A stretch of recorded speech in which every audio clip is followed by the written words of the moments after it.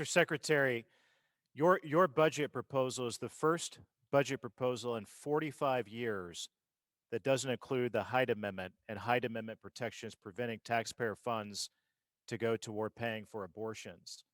This, if that's true, if that is the case as it appears to be, that would make your and the Biden administration the most pro-abortion administration in the history of this country. So what I want to know right now, and I wonder if you would commit to, is if you will commit to never directing taxpayer funds to go toward funding partial birth abortion. Congressman, what I can try to make sure I do is guarantee to you that we're going to follow the law. And as I just finished saying to Congresswoman Adams, we want to make sure we're helping women be healthy and stay healthy if they're going through pregnancy.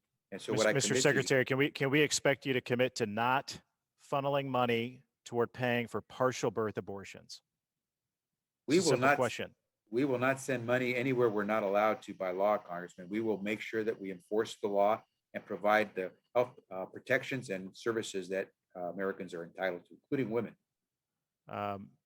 Mr. Secretary, I'll ask you again, will you commit to not sending our taxpayer dollars to go toward funding partial birth abortion?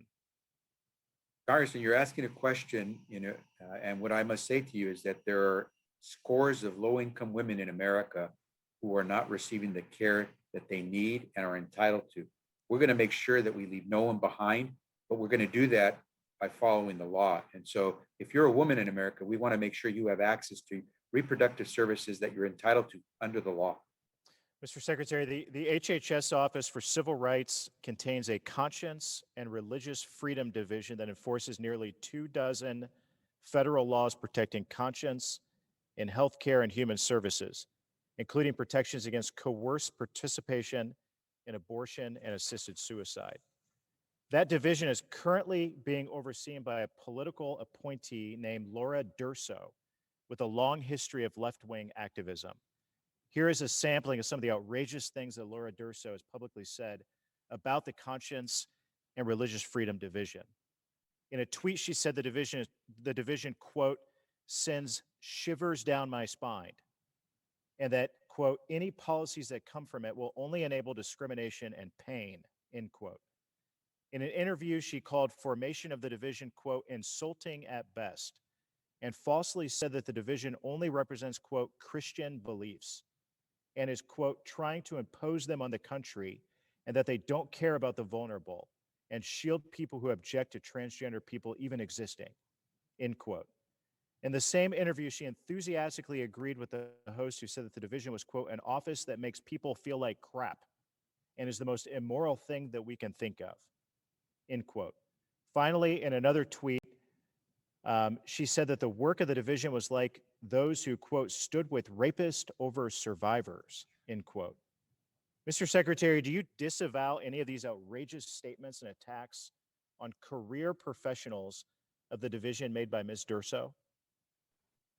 Congressman, you're presenting me something that I've never seen, and I can certainly take a look at that. But what I will tell you is that each and every person in the Department of Health and Human Services, especially in the Office of Civil Rights, has an obligation to protect the constitutional and civil rights of all Americans. And we're going to do that. We're going to make sure that the Mr. work we Secretary, do. will you commit to removing a biased ideologue like Ms. Durso from any decision-making related to the Conscience and Religious Freedom Division, since she uh, obviously has a bias against what the division does? So, Congressman, I look forward to working with you to take a look at some of these issues. You're presenting me something I've not heard of, and I don't, having been an attorney general for the state of California, I don't proceed based on something that I'm not aware of. We're going to make sure everyone in our department does the work that's required.